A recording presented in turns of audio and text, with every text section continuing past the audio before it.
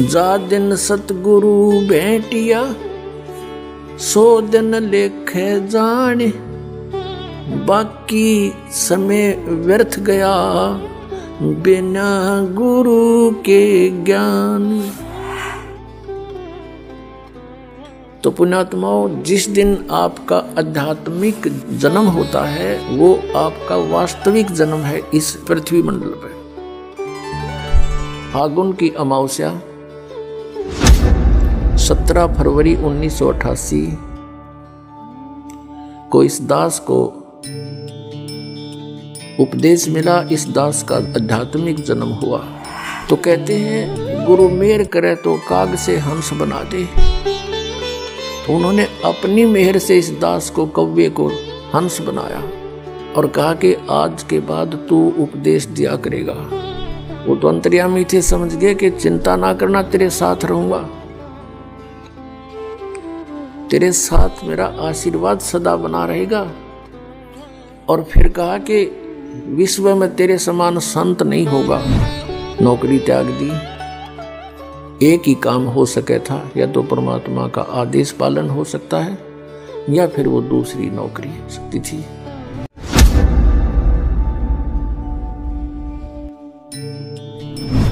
धीरे धीरे परमात्मा की दया हुई, परमेश्वर ने आशीर्वाद दिया, गुरुदेव ने उपदेश दिया, नाम देने का आदेश दे दिया, दीक्षा देने का।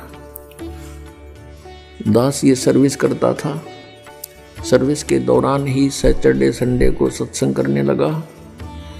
2 वर्ष सन 1994 में इस दास को नामदान करने का आदेश हुआ। फिर देखा वर्कलोड बहुत हो गया, रजा दाता की, बहुत भक्त होने लगे, सत्संग बहुत बढ़ गए। दास सर्विस करता था, junior engineer civil, Haryana state की। नौकरी त्याग दी। एक ही काम हो सके था, या तो परमात्मा का आदेश पालन हो सकता है या फिर वो दूसरी नौकरी हो सकती थी।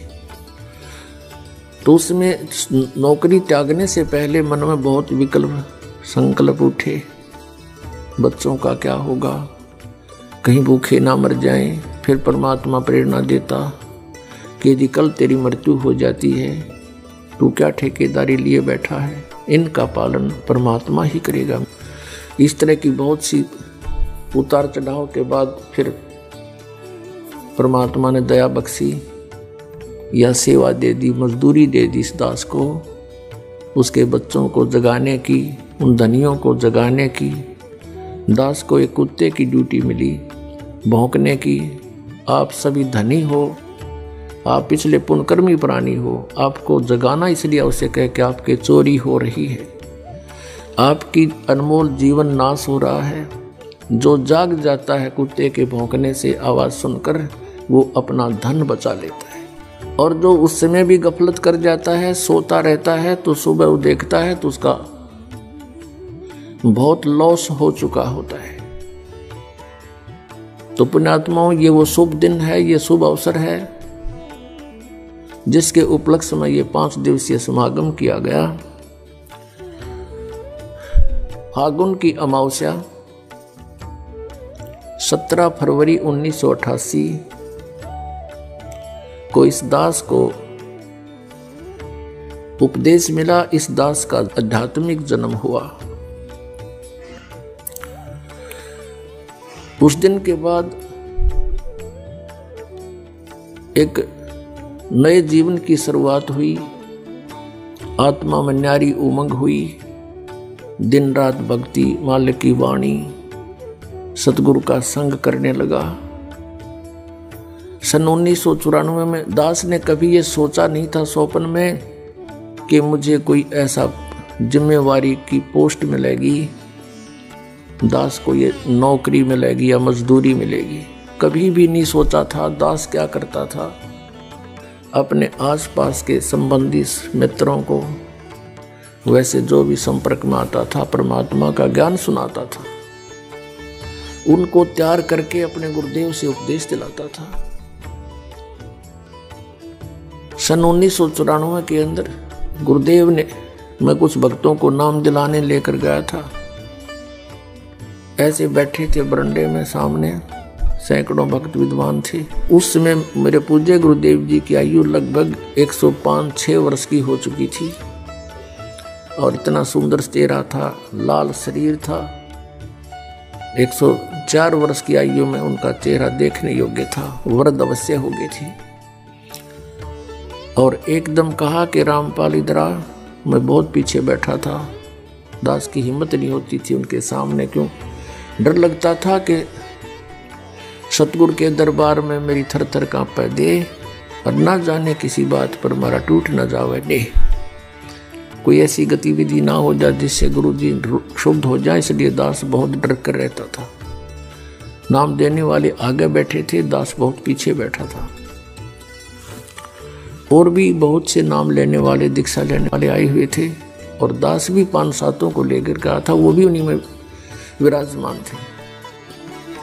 मुझे पुकारा में आगे चला गया, बैठ जा और कहा कि आज के बाद तू उपदेश दिया करेगा। और वहाँ उपस्थित सैकड़ों तो उपदेश लेने वाले थे और भी बहुत उनके पुराने शिष्य भी थे। सबसे बोल दिया कि आज के बाद मैं किसी का गुरु नहीं और ये सब के गुरु हैं, इनसे दीक्षा लो। मैं एकदम घबरा गया, कति पसीने आ गए दास के, और वो तो अंतर्यामी थे। मैं इस चीज से डर गया कि इतने जिम्मेवारी की चीज कदे दादा ने करी ना परदादों ने करी नहीं, कि तो देखा नहीं, अनुभव नहीं ऐसा। वो तो अंतर्यामी थे, समझ गए कि चिंता ना करना, तेरे साथ रहूंगा, तेरे साथ मेरा आशीर्वाद सदा बना रहेगा। और फिर कहा कि विश्व में तेरे समान संत नहीं होगा। ये सब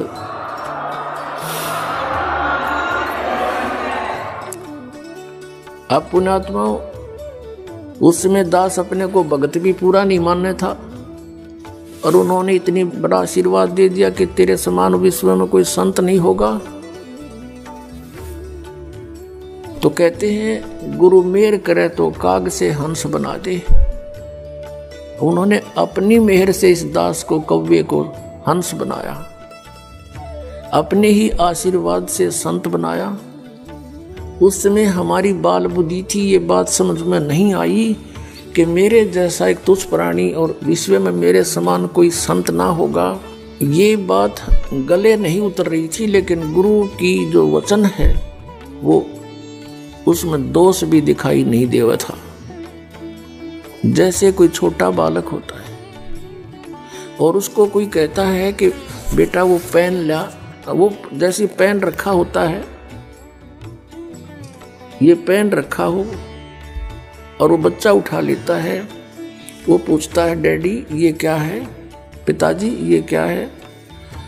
पिताजी कहता है बेटा पेन है। वो कहता है कि पेन है, पेन है, और इस बात को कहते कहते उसको रख के वो और खेल लग जाता है। कहने का भाव ये है कि उसको न तो ये अविश्वास है कि पिताजी जो कह रहा है वो गलत होगा, लेकिन उसकी बुद्धि इतनी बाल है कि इसको समझ नहीं पा रही ये पेन है। वो ऐसे उसको छोड़कर चला जाता है।